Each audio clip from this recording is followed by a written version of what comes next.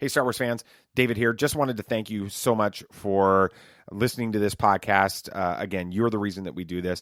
We want you to know that there's more than just the audio podcast that goes on with Tatooine Sons. In fact, every one of these little clips, these little bonus segments that are anywhere between 3 and 10 or 11 minutes, they're actually on our YouTube page, and they're video clips, and we have a supporting video that goes along with it, and you get to see us and some of the crazy expressions on Samuel the Hutt's face and BB Nate's face as we have a lot of fun together talking about Star Wars. And that's what this is all about. So we're going to ask you if you would do us a favor. Head on over to YouTube, youtube.com/Tatooine Sons, or you can just search Tatooine Sons on YouTube and subscribe to the channel. Ring the bell so you get notified every time we put out a show or a video. That way you can stay up to date on what we're doing, not just on the audio side, but on the video side.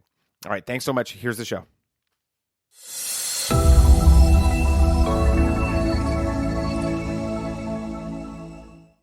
All right, so one of the things that we do see in The Mandalorian... This is the way. This is the way. This is the way. ...is the reemergence of the Darksaber. And that's a really interesting idea because of what we were talking about with Din Djarin being rescued by Death Watch and the connection with Death Watch and the Darksaber. And now we have Moff Gideon with it. Samuel the Hutt, do you think that the Mandalorian, that Din Djarin is the true heir of the Darksaber at some point? Well, I mean, you should probably explain where this idea comes from.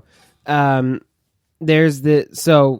Darksaber was created by Clan Vizsla and is passed down through that clan so far.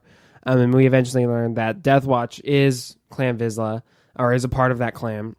And then again, later on, we see that Din Djarin was rescued by the Death Watch. And so the theory is that since he was eventually at one point part of Clan Vizsla, and therefore he should rightfully have the Darksaber.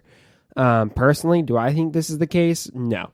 I think we don't know that he was ever really assimilated into the Clan Vizsla thing, or if he was really blood related to anyone in there.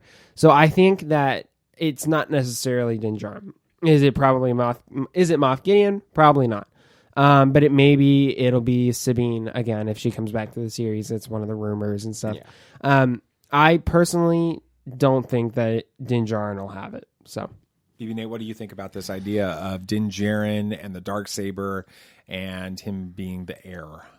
I mean, it's an interesting concept, but I don't think that he is going to be like the true heir. It doesn't seem likely because you have to win it in combat or it has to be handed to you and all that stuff. So do I think that he's going to try to fight Moff Gideon to the death? I mean, it'd be cool, but will it happen? Most likely, because that's what they set up the end of season 1 for. So I'm just thinking it's going to be really cool to see the Darksaber in season 2. That's just really going to be awesome. I have spoken.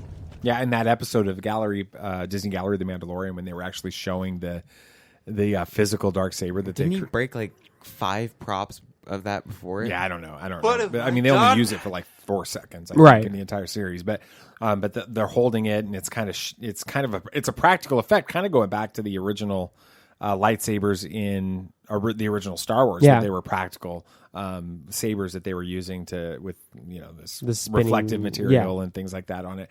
Are they setting up what you were talking about, BB Nate? Do you guys believe that this story is really going towards Din Djarin battling Moff Gideon, Din Djarin defeating Moff Gideon, therefore earning control of the Darksaber, becoming the Mandalore? This is the way. This is the way. This is the way. Not just the Mandalorian in the title with this, and whatever goes from that. I mean, would you like to see that, and do you think that that's where it's going? Yeah, I think it's inevitable. Why else would they throw that in the end of the season? Excuse me. And I think, you said he's the Mandalore. I think it's funny that, or it's an interesting idea that the series is called The Mandalorian. Why would he be called The Mandalorian? I mean, there's a ton of other Mandalorians still around. I mean, we saw his clan. Why is he the Mandalorian? Maybe the rest of the series is him becoming the Mandalorian, like getting this reputation, and maybe that is through winning the Darksaber. Yeah, and in the early episodes, every episode, it's the child, the client, the sin, that type of thing. They're like using that as a moniker for something very specific. There's lots of children, but then there's the child. There's lots of clients that the Mandalorian serves with this, but then there's the client, right? With it, and so then there's lots of Mandalorian, but is there only one Mandalore that we get to see in all of that? That's a really curious idea. I can't wait to see how that plays out.